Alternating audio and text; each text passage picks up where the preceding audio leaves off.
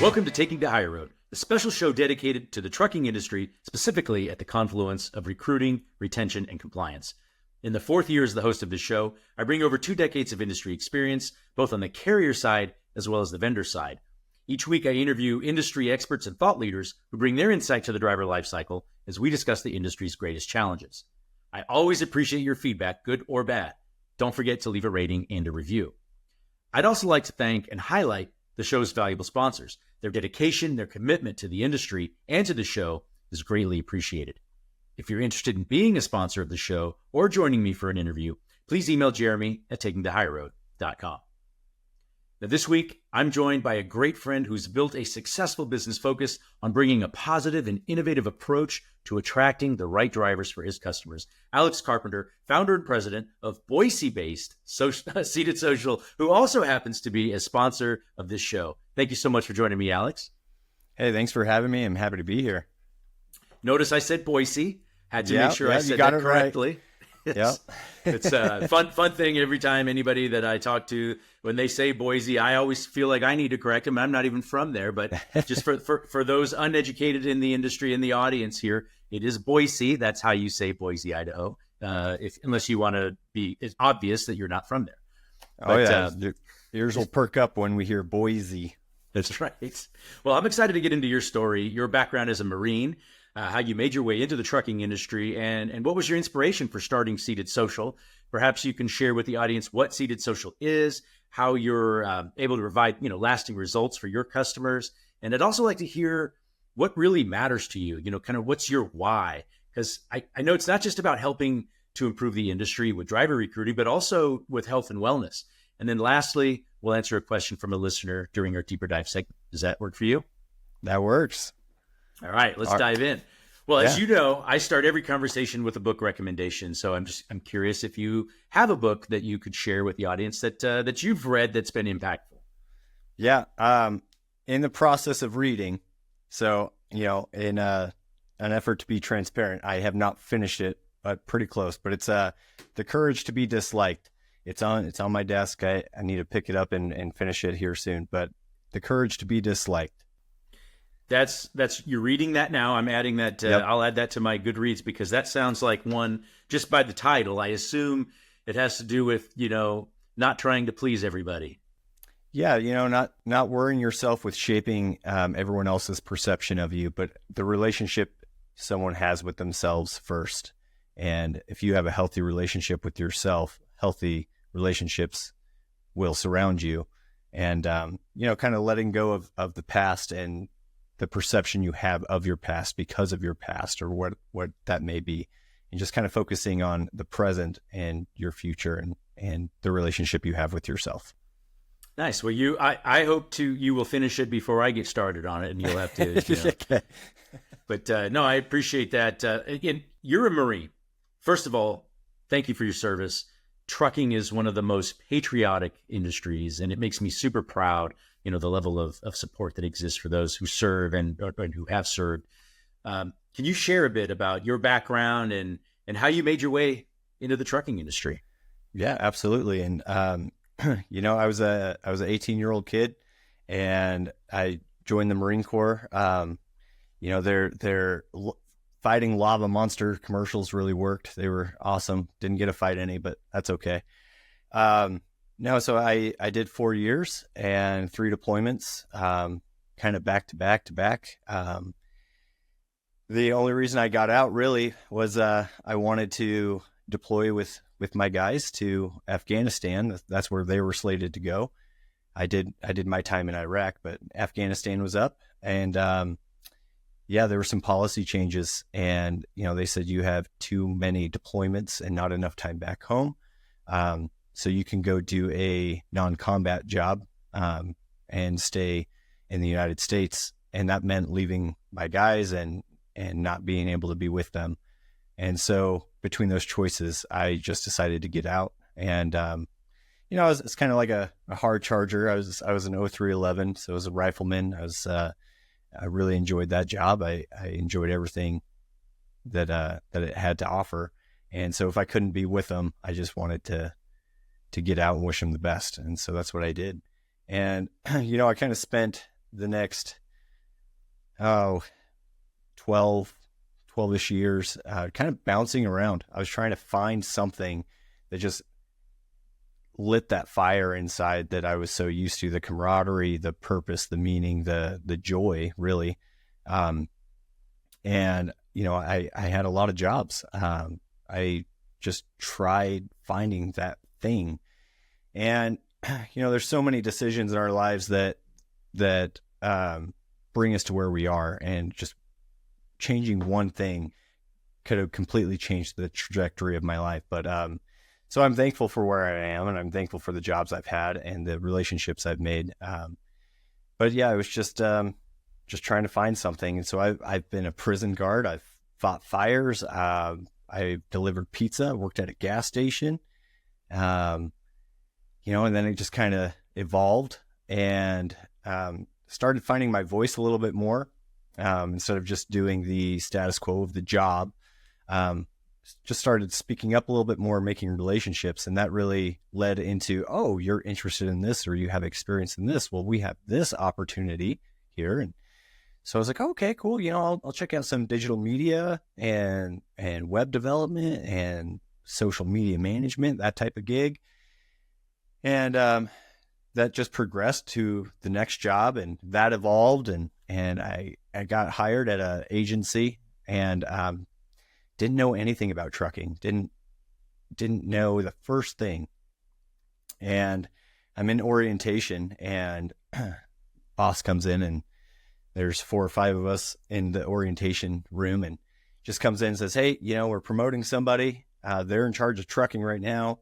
Who wants to take on trucking? I was just like, pick me, coach. I'm ready.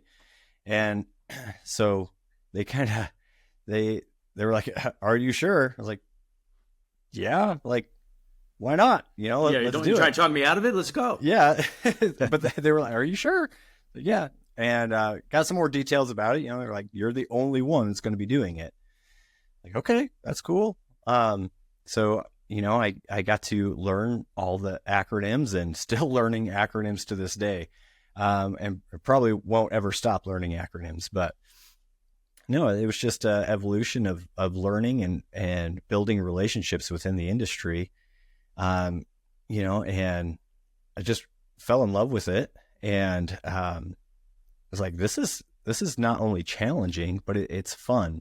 It's not boring. It's different every day. And it just fills my cup.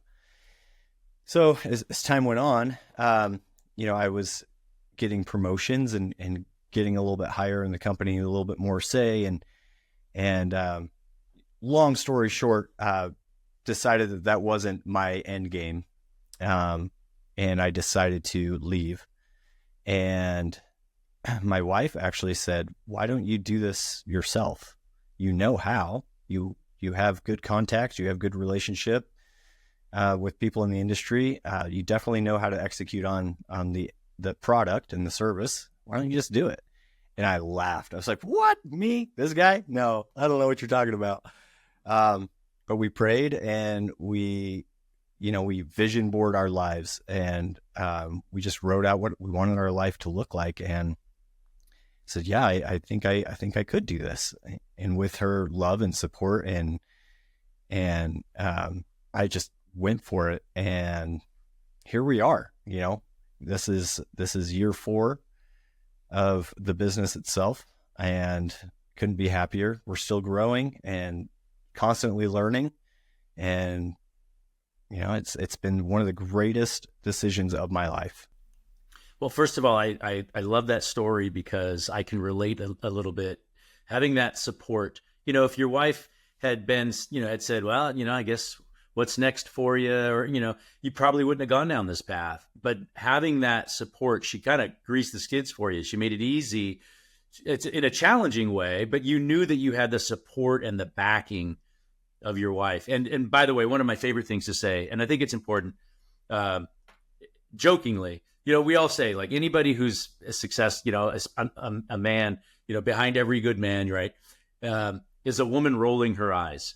If you ever heard that expression, yeah. I always like that one. But the reality is, behind every good man is, having a good woman, a good foundation, is so important, not just to your success, but to you as a father and as a husband and so on. So anyway, and not that that's the path that we want to take the rest of this conversation, but it is important. It's foundational stuff that you can build on, and it's encouraging that you had that support. So, and so that's, that was the catalyst that sort of led you to starting Absolutely. Seated Social. Do you mind sharing with the audience what is Seated Social, and kind of what do you do, how you're able to stand out versus so many companies providing recruiting related products or services to the industry? Yeah, absolutely. So Seated Social, the name, it was like, I wanted to niche myself. I wanted everyone to understand what we do. And our goal is to get you seated via social media advertising. And the reason we chose social media advertising is because we are trying to get the passive employee. We're not geared towards people that are applying to 20, 30, 40 jobs a week. The people that we are targeting with your ads are people that have a job. They're not necessarily looking, but they're open to it, So we craft imagery and video and ad copy that appeals to them in a certain sense, that appeals to one of their pain points. Maybe that's pay or home time or culture. So we craft that to them, and they're open to the idea, and they say, "Hey, yeah, sure. I'd like some more information. I'll hit submit." And, then we give that information to our partners and our carriers, and they're able to contact them directly. And, that driver understands why they're calling. I gave them this information. They're not being dumped into a bucket, and they're not picking up the phone saying, "Who the heck are you? How'd you get my information?" They know exactly why. And that's another reason why we believe in what we do in direct advertising and direct lead sourcing. We want to find you drivers that want to work for you, not just somebody who happened to pick up the phone because you bought it from somebody else.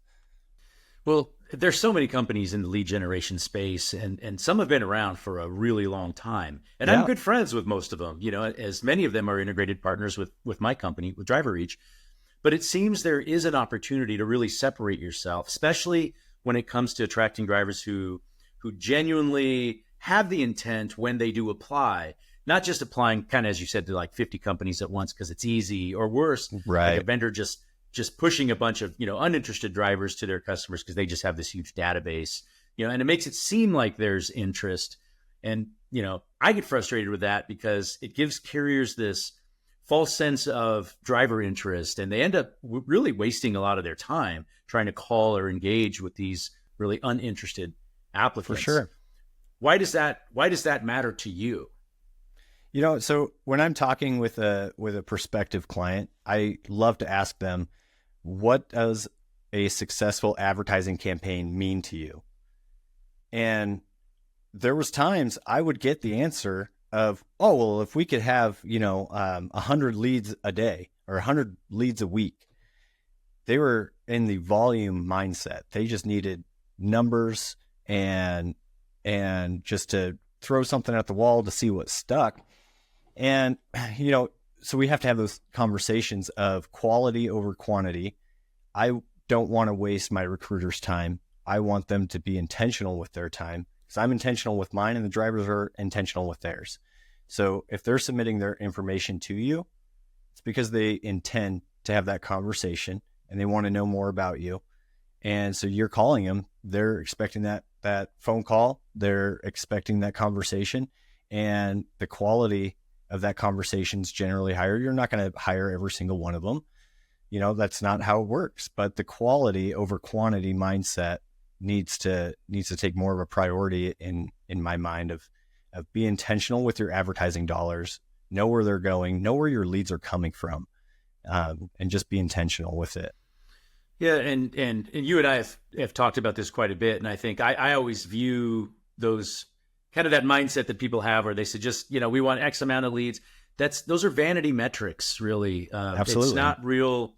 Doesn't really tell the story that needs to be told, which is, and kind of, I like how you said that. I know you didn't say this exactly, but there's what does success look like to you? I think that's always a really good opener for anything. Anytime you're providing a product or service to somebody, let's define what the outcome should be, what it should look like, that way. And then your goal is to deliver on that or better. Right. Yeah. And sometimes we're not always the right fit for each other, and that's okay. But I need to understand what success means to you, so I at least know where to aim. Right. Yeah. And switching gears a little bit, you and I have had plenty of conversations about being virtuous, about integrity and trust, and just really about how to conduct yourself and how to be a constant learner. Why is that something that's important to you? How is, what is it about that? And especially in the trucking industry, why is that so important? I wish I had the perfect answer. I think one of the greatest compliments my wife has ever given me, and she says it from time to time, but most recently she just said, "You know what I love about you?" I said, "I have no idea." "What is it?" And she goes, "That you're constantly researching, you're constantly learning and growing. You never reach for the bar in expectation of reaching it. You just want it to keep moving and moving and moving." And I do. And as to your question, if I could answer that, it's just because I don't want to settle. I don't want to ever feel like, okay, I'm good. I'm done. I'm never done. In relationships with my kids, with my wife, in business, I'm never done. There's more to grow. There's more change that I can have and more things I can learn. There's more opportunity. So it's always moving that bar just a little bit higher. And it's improving yourself, right? That's who Absolutely. Your focus is. It's not keeping up with the Joneses. It's you. How am I going to be better today versus, I'm the biggest competition so that I have. Right. So yeah, you and I also share a passion for helping to improve the health and wellness of those in the industry who statistically are some of the poorest in terms of health of any occupation. Yeah. What is it from your perspective? What is it about health and wellness that sort of fosters a sense of inspiration and purpose for you?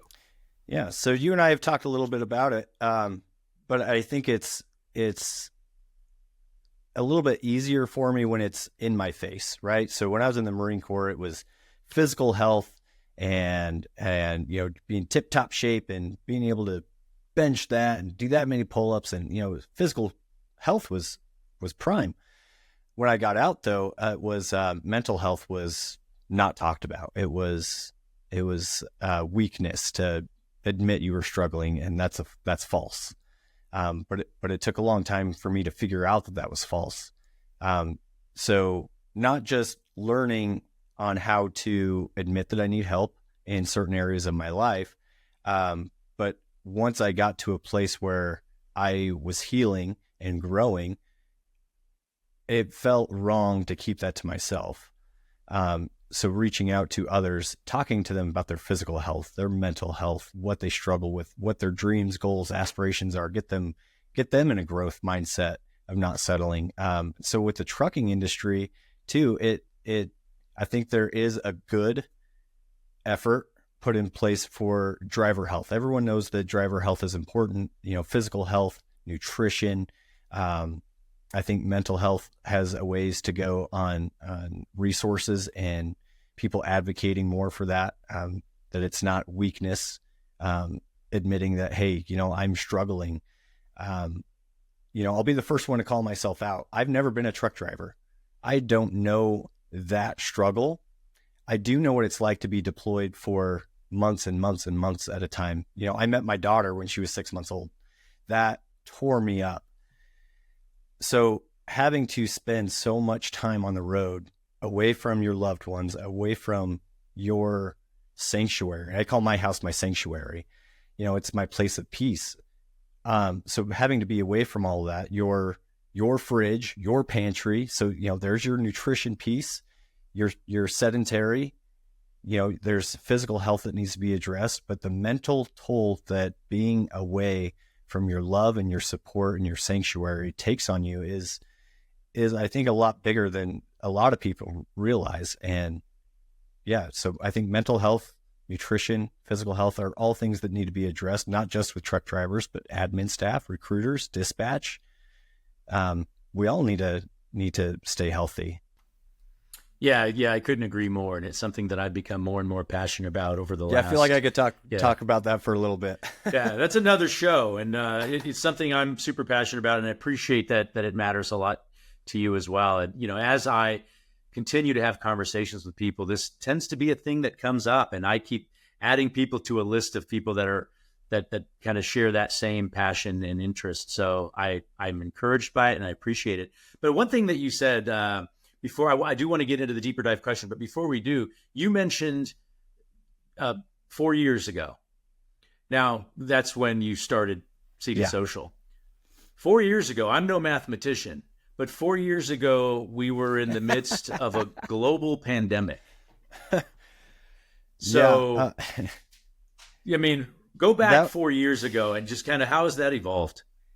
that was a very interesting time that really forced my wife and I to lean on each other and God, because that was a scary time. COVID alone was scary. But 4 days after I started the business and went out on my own, I was rear-ended by a drunk driver and had a TBI, and I couldn't even have conversation. I couldn't remember things. I couldn't talk very much. And I kept a journal of that time because I had to. I ate at this time. I showered at this time. But that journal will say, did I make a mistake? Was this God saying, whoa, whoa, whoa, you weren't supposed to do that? Or was that just saying, are you going to rise through these challenges, lean on each other, and go through it and come out the other side better for it? And I'm glad we did. But yeah, that was a very scary time. There was a lot of questions. There was a lot of healing to go through.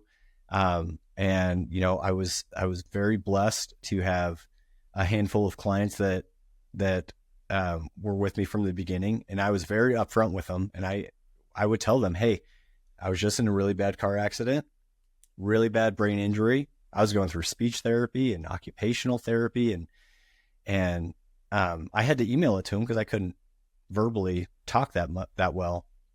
And so I told them, I totally understand if you say, hey, this is not for me, best of luck, but I need something else. Or if you'll stick around with me. And of those handful, I think there's, and it was a very small handful. So by comparison, this was everything to me. 4 of those that were my clients in the beginning, they're still clients with me today. And I am eternally grateful for their support and their partnership. But yeah, there was definitely COVID was scary, and the car accident was scary, and there's been a lot of growth through all of that. Excellent lesson on resilience and you sort of vulnerability and yeah, you're right. It was a challenging time for all of us. I think anybody could look back at that, especially those early first 6 months or so, as like what's going on. And the first number one priority is taking care of your family and so on. So from that perspective, I couldn't help but I wanted to ask that question when you said 4 years, and it's encouraging. I think it's a testament to you and probably to the integrity that you have and the company, the work that you do, that they are still customers of yours. Obviously, you're doing something right for them. So that said, now it's time for the deeper dive segment where we take a question from one of our listeners. Today's deeper dive question is brought to you by Infinity Workforce Solutions. And the deeper dive question is, what's the most important driver recruiting metric to measure? You might be an authority on this. What does Alex Carpenter say? There are so many good ones to keep track of. There are a lot of KPIs to track. I think at the end of the day, when you are looking at success and your numbers, you got to pay attention to cost per hire. I think in the long run of things, I think retention and how long a driver has been with you and why they stick around is very important. But when you're working with a vendor and they're supplying leads and a service to you, I think it's important to look at your ad dollars. What is that converting to? What is the cost per conversion? How are those conversations going? How are the hires going with? And, a lot of people try to focus on, oh, well, cost per application. I can get you applications all day, but let's talk about hires. What are those applications turning into, and how do we get that number more positive each and every week, every month? How do we constantly improve the campaigns to make sure that your cost per hire is at a manageable level and not something that's so sticker shock and worrisome? Well, it's kind of to your point earlier. What does success look like to you, right? If you're talking to a customer or prospect for you, is what they want a whole bunch of leads? Right. Probably not. I mean, probably what they want are hires. So that's kind of to your point. That's what matters. That's what you should be measuring. Yeah. And is that cost per hire? Is that number, $1,000, $2,000, and people have an idea in their mind already. Just got to figure out what matters to them and how you're going to hit that target for them. And I like that you added the retention component to that, because you're right, that is important. Otherwise, you're going to keep spending that cost per hire over and over and over again. Ideally, that the real cost of it will diminish over time if you can keep that driver productive and engaged and happy. Absolutely. Yep. Well, first of all, really appreciate you joining me, Alex. I wish you much success, and I look forward to seeing you in person sometime this year, hopefully. Oh, it's going to happen. It's going to happen. Well, thank you for joining me for another episode of Taking the Higher Road. Stay tuned for the next episode as the popular guest host, Leah Shaver, President and CEO of National Transportation Institute, fills in. And once again, special thanks to the sponsors of the show. We really appreciate you. If you're interested in being a sponsor or joining me for an interview, please email Jeremy at takingthehigherroad.com. Until next time, thank you for taking the higher road.